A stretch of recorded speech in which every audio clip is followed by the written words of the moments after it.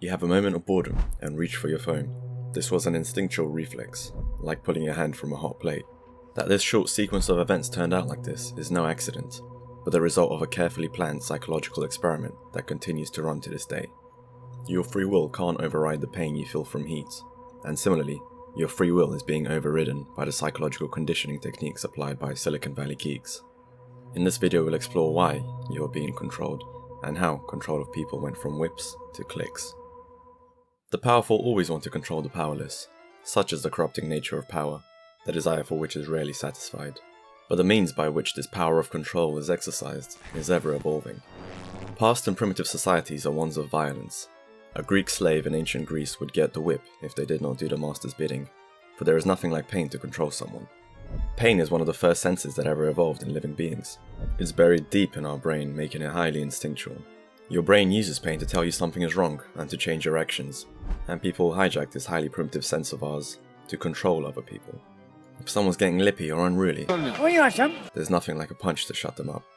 The slave's will might be to lie in the sun and eat grapes, but by the power of violence, their free will is reduced to only the actions the master approves of. And indeed, this power of violence to reduce free will was exercised not just by individuals, but by systems. Cold, unfeeling systems, like governments and even corporations. From disciplinary beatings in the military, to the use of slave labour in the East India Company, and to the Ludlow massacre, where at least 19 striking workers or their family members at the Colorado Fuel and Iron Company were killed by private guards employed by the corporation, alongside the Colorado National Guard. You go against the system by striking. The system doesn't like this and it punishes you so you act in accordance to its will. The system, of course, being the extension of the will of the powerful who run it. But now we're all enlightened. Brute violence won't do, not internally at least. Yet the nature of power, to control, and the need of the system for order and discipline, both have not changed. It cannot change. So you remove the means to achieve something, and another means will be found. Ban the sale of alcohol, and speakeasies selling illegal moonshine will crop up. Similarly, ban violence to control the system's participants, and a new means to control the participants will appear. One has, and to the joy of the system's owners, it is even more powerful than violence. This superior means of control was first conceived in the 18th century during the times of slavery and public executions by Jeremy Bentham. It is the Panopticon, the ideal design for a prison. The classic prison has many guards looking after many inmates. The guards monitor their area and maintain order and discipline through violence. But what about a design in which the prison only needs one single guard for many inmates? Wouldn't that be far more efficient? Enter the Panopticon. Instead of relying on sheer strength and numbers, the prison is built with a structure where a single guard can observe all inmates without them knowing whether they are or are not being watched at any given moment. This means that any disorderly action could at any moment be spotted. The risk of being caught and thus disciplined would simply be too high for the inmates. Therefore, rather than guards needing to discipline prisoners, the prisoners discipline themselves, due to the constant eye of the Panopticon. Order is therefore maintained through the power of observation, which causes the system's participants to self-discipline themselves. The need for expensive external discipline is removed. And almost every single system, whether that be governmental, economic, or societal, benefits from order. So most systems try to maintain order. The 20th century philosopher Foucault argued that the Panopticon represents a shift in societal control mechanisms, where societies, and indeed systems, maintain control and order no longer through physical force and punishment, but instead through surveillance and self-regulation. The cold force of violence has been replaced with the cold gaze of observation, generating endless information. The system's goal, order and control, remained the same. However, the means to achieve this goal changed as our ethics changed.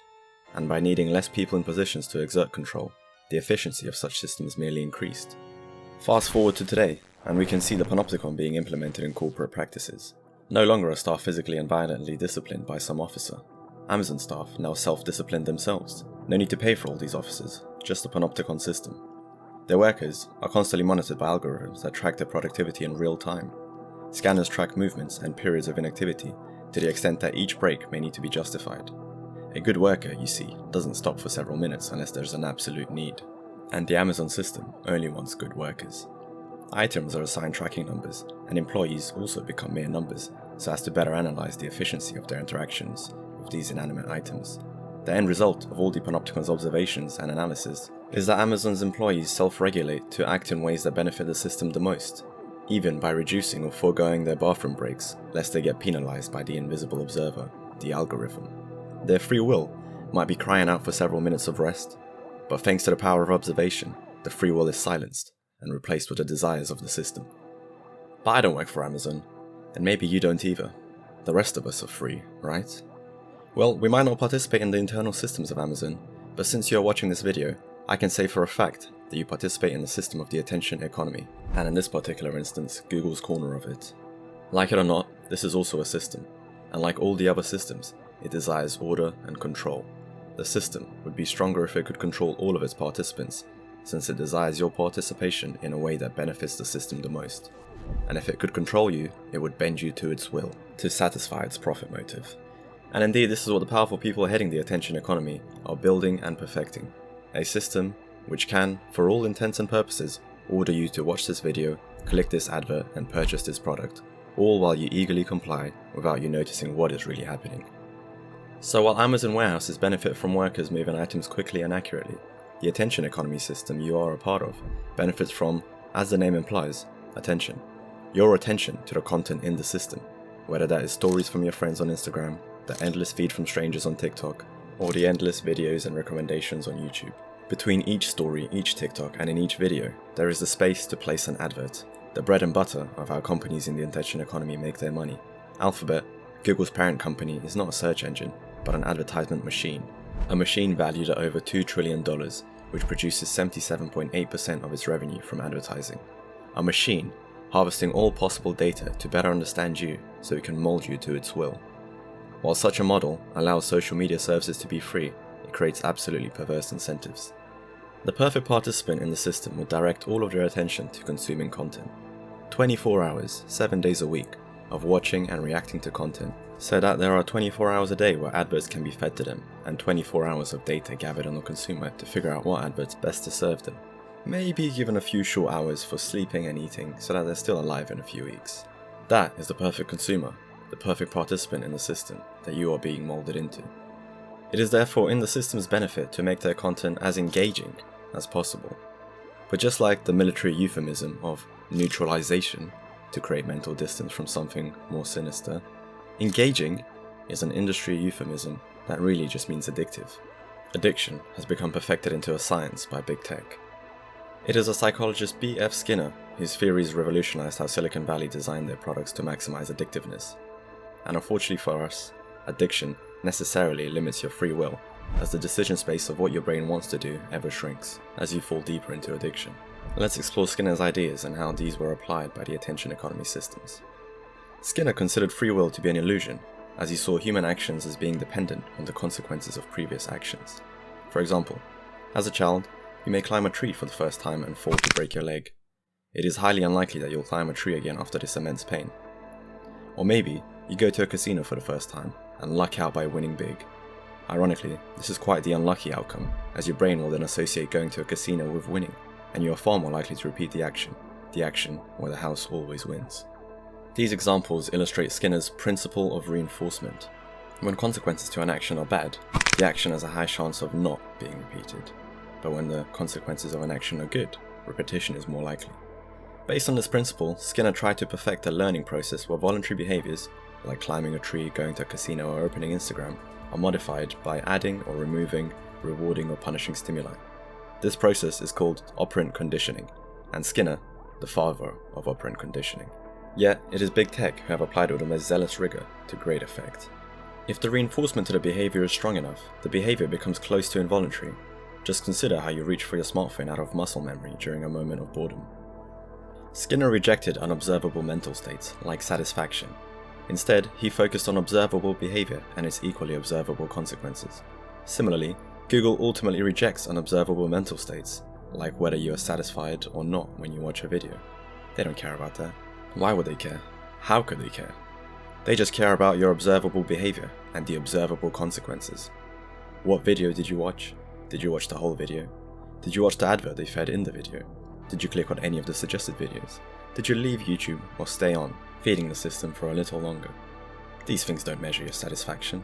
They're measuring your behavior, and how Google's actions affect your behavior. Also, they can better understand you than you do yourself. The algorithm then changes itself a little further to hack your brain and keep you in the system for a little longer.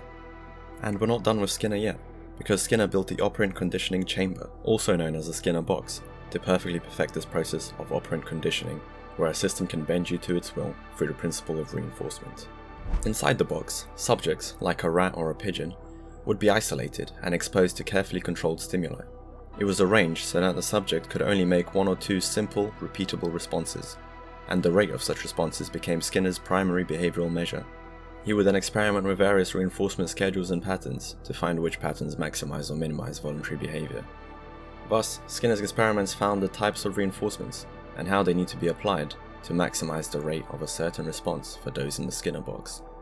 It also created a methodology for others to repeat this approach elsewhere, like on people in Silicon Valley. University modules focused on how to design consumer technologies eagerly adopted Skinner's viewpoints and findings. So what has happened? Each time we participate in the attention economy, we voluntarily enter a Skinner box of our own, but unlike the rats and pigeons in the Skinner box, we're not fully trapped in the box and can voluntarily leave. While the rat's rate of pressing a button may be measured and experimented on, for us, what is being measured is entry and exit out of the Skinner box. From the view of the system, entry into the box is good, exit from the box is bad. They then experiment with hundreds of different reinforcement patterns and mechanisms to find what works best for each person in maximizing entry into the box and minimizing exit from the box, making the entry easier and easier and the exit harder and harder. By hacking further and further into our brain and continuously reinforcing this behavior, our entrance into the Skinner box becomes involuntary, while exiting takes tremendous willpower. While your untethered free will might desire you to have a productive afternoon working or spending the evening talking with your family, your free will gets overwritten by the operant conditioning of the Skinner box, the positive reinforcement of a fun video, the notification prompting you to open the app, repeated thousands of times, until they don't even need to prompt you to open the app. You start entering the box of your own accord, and then eventually, involuntarily. Once inside the Skinner box, the easiest action isn't to leave, but to watch another video or scroll one more time, and before you know it, hours have passed. The power of observation of your behavior inside the Skinner box of YouTube, Instagram or TikTok allows the modification of its algorithm towards what makes you most likely to never leave. But at this point, is it really your genuine free will to open any of these apps anymore? Is it your genuine free will to scroll just one more time? Is it the genuine free will of the person in an abusive relationship to stay in the relationship for longer? And is it the genuine free will of the alcoholic to have another drink? All of these behaviors have been endlessly conditioned until they become involuntary. And like the Panopticon of the perfect prison, or the Panopticon of the hyper-efficient Amazon warehouse, the attention economy systems of social media platforms also draw their effectiveness from the power of observation. But unlike the Panopticon of the prison and the warehouse, it does not rely on self-regulation just by virtue of us knowing we are being surveyed. The inmate knows that any unruly action may be seen and punished. The Amazon employee knows that analyzed inefficiency may mean reduced income or firing. Thus, by knowing they are being watched, they act in ways to benefit the system by being more orderly and more disciplined. But you, YouTube viewer, likely do not act more orderly just because you know YouTube is observing and analyzing your behavior. In fact, many consumers are not even fully aware of the extent of data being collected about them. Instead, something even more nauseating and confusing happens. Based on the system's observations during surveillance, the system modifies itself in response to the data it collects. It is not we that change to accommodate the system, but the system that changes to accommodate us, the most primal and instinctual versions of us, the most primitive and least conscious versions of us. The result is that we are stuck in an ever-changing digital maze that benefits directly from us being stuck within it. Imagine you are in a physical maze that watches your every movement. Its thought process might go something like, "The victim took a right. The exit is only 2 turns away. Quick, add 3 more splitting branches to the maze." This new Panopticon, the ever-changing digital maze, also has an asymmetry of knowledge, knowing more about us, far more than we know about the system, allowing it to build detailed profiles of our preferences, habits and vulnerabilities. The system then uses this knowledge to hack the consumer. Its thought process might allegorically go like, "It is 9:40. Based on past observations, the user is about to log off the site to go sleep. Quickly notify them about a new post from the account they engage strongest with at this time of the day and after watching the previous style of video." Thus, the system modifies itself to modify your behavior. Whereas the so-called free will of yours may want to go brush your teeth and go to sleep, the attention economy systems reach for your deeper seated desires to modify your behavior in a way that benefits it rather than you.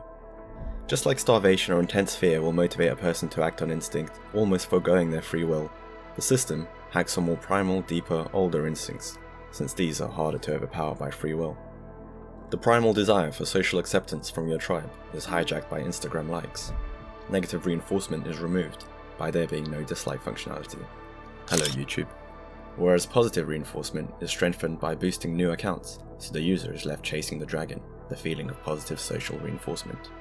The primitive need to search for danger is hijacked by clickbait and fearmongering YouTube videos telling you society is collapsing. The ease of choosing comfort over progress is hijacked by TikTok, which has you saying just one more video, rather than doing what you need to do, while the motivator of boredom has been destroyed by the infinite feed of personalized videos. Subtle nudges, notifications, likes, comments, DMs, personalized feeds, homepage refreshing, infinite scroll. These are all positive reinforcement techniques that have been perfected to hijack your brain so that you stay inside the Skinner box, the place where you can benefit the system to the detriment of a more balanced and fulfilling life. The ever-shifting digital maze makes it easier to continue using the platform, and therefore harder to do something else. Since people, and all living beings generally, take the easiest course of action, the decision space of easy decisions gets flooded with actions to keep you engaged with the system, engaged with the attention economy, and therefore reducing your possible actions. Your free will is thus overwritten by a more instinctual and conditioned behavioral pattern that keeps you stuck in the attention economy, feeding it with ever more data and money in an infinite loop. The Matrix was really ahead of its time. But did you ever even really have free will? Scientific consensus has generally settled on determinism, where events in the universe, particularly in our case, human actions, are causally inevitable. This means that given a certain cause, the following event becomes inevitable. I let go of an apple, and it is inevitable that it will fall to the floor. The result of determinism is that with perfect information, and perfect analysis of the information, we would then be able to perfectly predict the future. Just consider the schoolboy who unalives himself. Classmates and teachers may be in total surprise at the event, saying he was always a quiet but friendly boy. But as we learn more about the boy, his unfortunate situation at home, some of the traumatic events leading up to the unfortunate day, and the negative thought patterns as laid out in his journal, one might conclude that his action was inevitable, without anyone stepping in to help.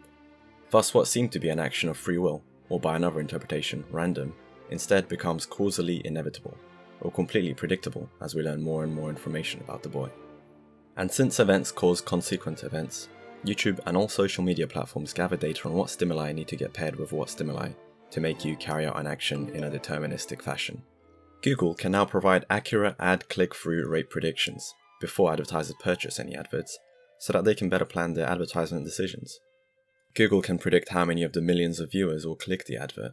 They can increasingly accurately predict the behavior of their billions of users, to the extent that this fuels a $2 trillion behavioral prediction and molding machine. And I know some will be saying, but what about quantum physics? It's certainly thrown some challenges to determinism, as some quantum effects cannot be predicted, even with supposedly absolute knowledge of the forces at play. This has led some to run away with this and say there is therefore space for free will. But quantum mechanics, the physics of the extremely tiny, are unlikely to influence the significantly larger biological or neurological systems. Quantum effects are simply too small to play any but the most negligible role. And even if they did play a significant role, it is not the humans who control any internal quantum effects, so it having any role in free will seems fanciful. The space for true free will was therefore always unlikely. Who we are is a factor of our genetics which we do not control, and the various environmental stimuli we have been and continue to be exposed to, which are also not in our control. You may say, but I can turn off this video, and therefore control the stimulus of this video. But the strength of desire to prove me wrong, the strength of desire for a feeling of agency, and the strength of interest in this video, in other words, the factors that decide whether you click off the video on hearing what I just said, are merely the collection of equally uncontrollable past environmental stimuli and your genetics. Thus, you and I do not really have free will. Nonetheless, we have this pleasant illusion of free will. The near infinite plausible outcomes that arise from the interaction of trillions of different elements following their own deterministic rules and parameters mean the massive world we inhabit is unpredictable to our comparatively feeble brains. Even our own responses are unpredictable to us, let alone that of other entities. This massive unpredictability gives rise to an illusion of free will. So does it even matter then if technology controls us? We never had free will anyway. I think it does matter. At least in the past, the unpredictable interactions were those that arose out of nature, and the interaction of nature with nature, life with life, tends to create more life. But the digital maze of attention economies are entirely synthetic. No life is born by the consumption of content, and as we get further sucked into the digital maze, our experiences, and by extension, the wider world, become more and more synthetic. So go outside, pet a fox, and speak with some people face to face. Reclaim your power over the Skinner box by exiting it. Do you believe in free will? Has the attention economy altered it for you? Let me and others know in the comments. And if you'd like a deeper dive into any of the topics raised, please do also let me know. And since you're here, if you still fancy staying in the Skinner box just a little longer, check out a more positive view of Google, where I explain why and how Google protects us by limiting the ability to search for people.